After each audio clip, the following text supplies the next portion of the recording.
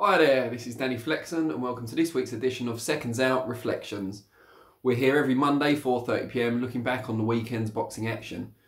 We kicked off a little bit earlier than usual this weekend. We had a Friday night show out in LA at the Staples Centre, and unfortunately it wasn't an upsetting the odds triumph for Britain's Anthony Crolla. The Manchester man, former WBA lightweight champion, went up against the unified king, pound for pound contender Vasyl Lomachenko, and as many predicted, and sadly for Crolla, who's a lovely guy, found himself quite clearly outclassed. Lomachenko finished the fight in the fourth round. Caught Crolla, actually broke his knuckle with the right hand that finished the fight. It was so hard, knocked Crolla down. But dominated proceedings up till that point. His footwork, his angles, and we saw a more aggressive side to Lomachenko than we're used to seeing, less patient than usual. And that did for Crolla, unfortunately. No shame, obviously, in losing to one of the best pound-for-pound fighters in the world, a two-time Olympic gold medalist as well. Only that one early loss in his pro career. I think the main thing people are going to look to now, one is what does Crolla do next? He said he's contemplating at the moment if he's got one more big night left in him. And I would suggest that a lot of fighters of his standard, doesn't mean he's shot because he lost to Lomachenko. Lomachenko's an amazing fighter. But it's up to him, you know, if he's got enough money in the bank and his legacy's pretty secure, he's won a world title, of course, had some big wins, big nights, there's no reason for him not to walk away. But if he wants that one more big night, I don't see a loss, even a clear one, to Lomachenko as being the sign that you haven't got it anymore. And there's a lot of fighters that would come up short to Lomachenko. On the subject of Lomachenko, it'd be great to hear from you guys in the comments below who you'd like him to fight next.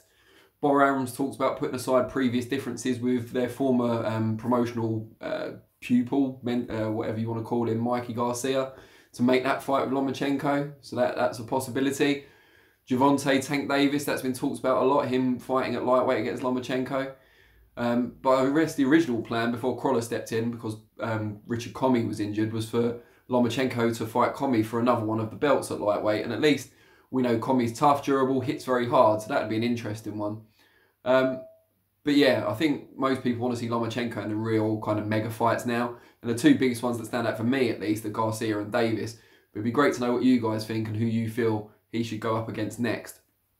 On Saturday night, we saw a couple of shows in the US, one of which saw the biggest women's fight, at least in the last 20 years, maybe of all time, in pro boxing. Claressa Shields dominated Christina Hammer, won a 10-round decision to unify all the belts at middleweight. Great performance from Shields. Hammer was a very kind of technical, stand-up, straight-ahead fighter. Got quickly worked out by Shields, who used her greater speed, footwork, angles, slickness to have just a little bit too much there. Well, a lot too much as it turned out on the night for Hammer. So it's hard to see what challenges await her now. I think the biggest debate, and this is again one you can comment on below, is who's the best women's pound-for-pound fighter right now? Is it Shields? Is it Cecilia Brækhus? Or is it Katie Taylor?